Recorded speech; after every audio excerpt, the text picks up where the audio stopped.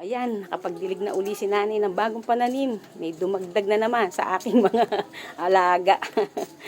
Guys, naglagay ako ng mga bagong talong. Ayan. Ayan, may bagong tanim po akong talong. Ito naman ay sili. Hindi po siya bell pepper. Ayan, labuyo po yan. Ayan, bagong talong.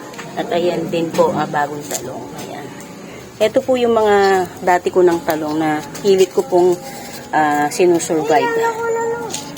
Ayan. Ayan, mga sinaunang talong ko po yan. Ayan. Talagang sinusurvive ko po sila. Ayan. Eto, dito po sa pinag-anuhan ng luya, magtatanim po ako. May isa pa akong talong. Ayan. So, lalagay ko po muna itong aking isang talong. Ayan. At lagyan natin ng kasi tinataihan po yan ng ng aso.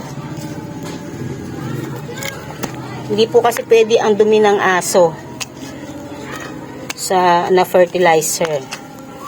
Pwede po ang dumi ng manok, ng baka,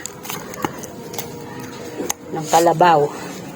Pero hindi po pwede ang dumi ng aso at pusa. So, ayan. Meron na po tayong bagong pananim na ulit. Ayan. So, ayan. Didiligan na lang po natin ang ating mga bagong pananim. So, ayan po. Diligan na natin ang ating mga pananim. Ayan. Huwag masyadong matubig kasi hapon na. Nakakatuwa naman. Ako'y may bago ng pananim ulit. Ayan.